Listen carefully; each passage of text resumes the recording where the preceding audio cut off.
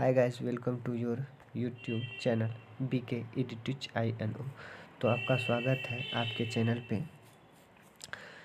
3/1/2022 को 3/1/2022 को जो प्रथम पाली में हुए पूछे गए सवाल थे सीटेट से रिलेटेड, उससे संबंधित मैंने कुछ प्रश्न डाले हैं जो आपको देखना अति ही आवश्यक है। अगर आप इन सारे प्रश्नों के संग्रह को देखते हैं तो उम्मीद करके चलिए कि आप होने वाले एग्ज़ाम में अच्छे अंक को प्राप्त कर पाएंगे। तो इस प्रश्न को ध्यान से सुने और समझें और अपना रिवीजन को जारी रखें, जिससे अगर आपका एग्ज़ाम आगे होने वाला है तो उसमें आप अच्छा अंक ले आ पाएंगे। तो चलिए शुरू करते हैं। CDP से कौन कौन से प्रश्न आए थे इनको जानते हैं। तो CDP में वाइगोस्की से 2 प्रश्न आए थे और अभी तक का मैंने जो भी एग्ज़ाम उठा के देखा उसमें पाया कि वाइगोस्की से प्रश्न आ रहे हैं। चूँकि वाइगोस्की जो है कंस्ट्रक्टिविज्म से रिलेटेड मनोवैज्ञानिक है, यानी कि रचनावादी वैज्ञानिक है, इसीलिए इससे प्रश्न आते हैं। वाइगोस्की से कौन कौन से प्रश्न थे उनको देखते हैं। इसके फोल्डिंग से प्रश्न थे। इसके फोल्डिंग में होता क्या है कि बच्चे को हम सहायता प्रदान करते हैं और जब हम सहायता प्रदान करते हैं तो बच्चा उन बातों को अच्छे ढंग से सीख पाते हैं। ठीक है। इससे एक प्रश्न और भी थे जो सामाजिक सांस्कृतिक से था। चूँकि वाइगोस्की सामाजिक संस्कृति का सिद्धांत दिया है, इसीलिए इसे सामाजिक संस्कृति का सिद्धांत भी कहा जाता है। ठीक है।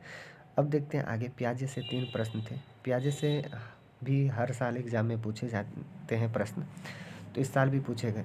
ये तीनों प्रश्न जो थे संज्ञानात्मक विकास के चरण से थे। तो पियाजे के 3 चरण से प्रश्न थे संज्ञानात्मक विकास के चरण से। तो संज्ञानात्मक विकास के कौन कौन से चरण हैं? इंद्रजानात्मक अवस्था, पूर्व संक्रात्मक अवस्था, ठीक है, मूर्त संक्रात्मक अवस्था और मूर्त संक्रात्मक अवस्था। यानी कि पियाजे जो है 4 प्रकार के सिद्धांत दिए हैं संज्ञानात्मक विकास के। ये सिद्धांत को आप देख के जाएँ, जिससे कि आप एग्जाम में अच्छा अंक ले आ पाएंगे। ठीक है। कोहलबर्ग से प्रश्न थे। कोहलबर्ग से 2 प्रश्न थे। कोहलबर्ग के बारे में पूछता है। कोहलबर्ग कहाँ के मनोवैज्ञानिक हैं? तो ये अमेरिका के मनोवैज्ञानिक हैं। इन्होंने कौन सा सिद्धांत दिया है? तो इन्होंने नैतिक विकास का सिद्धांत दिया है। कोहलबर्ग नैतिक विकास का सिद्धांत दिया था, इसीलिए इससे भी संबंधित प्रश्न थे नैतिक विकास से। ठीक है। अगला क्वेश्चन मतलब इसी में आया था कि कोहलबर्ग के नैतिक विकास का जो सिद्धांत है वो कितने भागों में बंटा है? तो ये 3 स्तर पे इसका सिद्धांत है और तीनों के उप सिद्धांत भी हैं।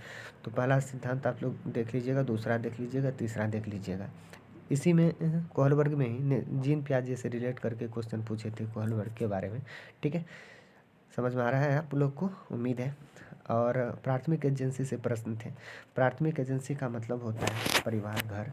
तो इसमें क्वेश्चन ऐसे थे कि निम्नलिखित में से कौन से प्राथमिक एजेंसी के स्रोत नहीं है? तो ऑप्शन में हिंदी में तो ऑप्शन सारे में परिवार थे, लेकिन जब मैंने इंग्लिश में करके देखा तो पाया कि उसमें ऑप्शन 1 में परिवार नहीं है, जो कि सही था। तो आप लोग अगर आगे एग्ज़ाम देने जाएँ और मेरे वीडियो को देख रहे हैं तो आशा करता हूँ कि आप इस बात को ध्यान से देखेंगे। जब आप एग्ज़ाम देंगे तो वहाँ पे हिंदी इंग्लिश दोनों मीडियम में आप क्वेश्चन को देखें और उसके ऑप्शंस को देखें। क्योंकि हिंदी में क्या है होता है कि हिंदी में आंसर का जो मतलब क्वेश्चन का जो ऑप्शन होते हैं वे गलत रहते हैं और इंग्लिश में वो अक्सर सही पाया जाता है। तो इसीलिए आप लोग ध्यान से क्वेश्चन को देखेंगे और हिंदी इंग्लिश दोनों में देखेंगे। ठीक है। NPE से 2 प्रश्न थे। NPE के प्रश्न बहुत ही आसान थे और NCF से भी 2 प्रश्न थे। अगर आप NCF को अच्छे ढंग से पढ़े हैं और आपको आता है NCF, तो आप उम्मीद करके चलिए कि NPE से जो भी प्रश्न आएंगे उसके आप अच्छे ढंग से सॉल्यूशन कर पाएंगे, अच्छे ढंग से उनको सॉल्व कर पाएंगे। ठीक है।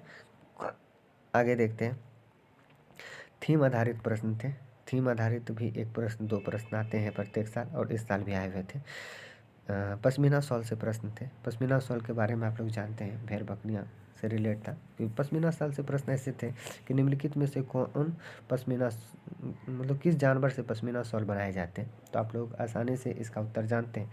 और अगर आप नहीं जानते हैं तो मेरा खुद का पीछे अगर आप मेरे यूट्यूब चैनल पे पहली बार आए हैं और EVS से संबंधित प्रश्नों को देखना चाहते हैं तो मैंने 2-3 वीडियो डाला हुआ है, जो अगर आप देख लेते हैं तो उम्मीद करके चलिए कि आप एग्ज़ाम में अच्छे अंक ले आ पाएंगे। क्योंकि मेरे जो हैं उस नोट से ही सारे क्वेश्चंस आए हैं EVS के, इसीलिए आप लोग एक बार EVS का वो नोट्स को पढ़ लें, क्योंकि मैंने जो यूट्यूब पे डाला है वो बहुत इफ़ेक्टिव है आप लोगों के लिए। अगर आप उसको देख लेते हैं तो उम्मीद के करके चलिए कि आप लोग 15 में से कम 13 नंबर तो आसानी से ले आ पाएंगे, क्योंकि सारा क्वेश्चन इसी से रिलेट रहता है।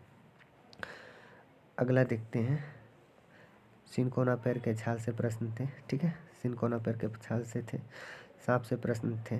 सांप से प्रश्न ऐसे थे कि निम्नलिखित में से कौन सा समूह जहरीले सांप का नहीं है, भारत में पाए जाते हैं जो। तो हम लोग जानते हैं कि 4 प्रकार के सांप जहरीले पाए जाते हैं, नाग, करेत, दुबई, अफई। इससे संबंधित कुछ प्रश्न थे। घटपर्णी से प्रश्न थे। एक प्रश्न प्याजे से भी था ईवीएस में, तो आप लोग अच्छे से देखेंगे। और ईवीएस में भी जब प्याजे से प्रश्न आ रहे हैं, प्रत्येक फील्ड में मतलब 5 सब्जेक्ट से सीटेट में पूछते हैं, प्रत्येक में जिन प्याजे सबसे प्रश्न आते हैं, वाइगोस्की से प्रश्न आते हैं, ठीक है। एक प्रश्न वाइगोस्की से भी यहाँ पे था, तो आप लोग ध्यान से देखें, देख के जाएं और अच्छा अंक लेके आए एग्ज़ाम में, ठीक है। मैथ में कैसे प्रश्न थे इसके बारे में देखते हैं हम लोग।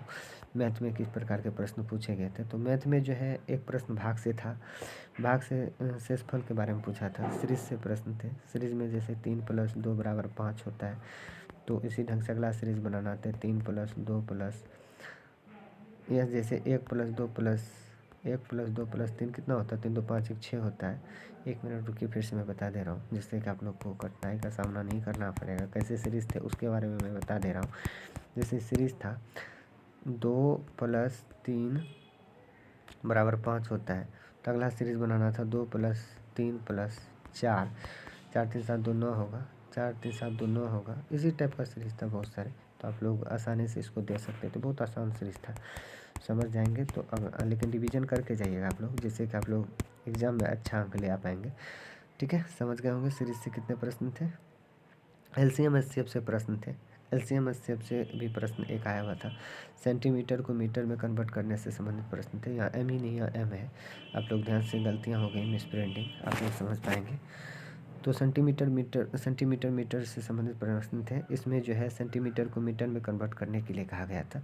तो आप लोग देख के जाएंगे सारे यूनिट्स को, जिससे कि आप लोग होने वाले एग्ज़ाम में अच्छा अंक ले आ पाएंगे, ठीक है। तो चलिए अगला देखते हैं कौन से प्रश्न थे। फ्रैक्शन से प्रश्न थे। फ्रैक्शन में प्रश्न आए हुए थे, जैसे 3/2 है, 6/6, 1 मिनट, 6/8 है। इसी टाइप का फ्रैक्शन था, पूछ रहा था। 3-4 फ्रैक्शन दिए हुए थे और पूछ रहे थे कि निम्न में से कौन बड़ा है और कौन सा छोटा फ्रैक्शन है, उनके समूह को चुने। तो आप लोग फ्रैक्शन को भी देख के जाएंगे और अच्छा अंक लेके आएंगे, ठीक है। चलिए हिंदी से संबंधित प्रश्नों को देखते हैं। हिंदी में कौन कौन से प्रश्न आए थे।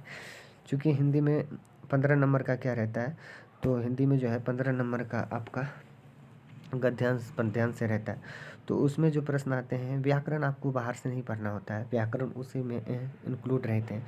अगर आप व्याकरण को पढ़ना चाहते हैं तो बस कम ही व्याकरण को पढ़ें, ज़्यादा गद्यांश पद्यांश बनाने का प्रैक्टिस करें, जिससे कि आप एग्ज़ाम में अच्छा अंक ले आ पाएंगे।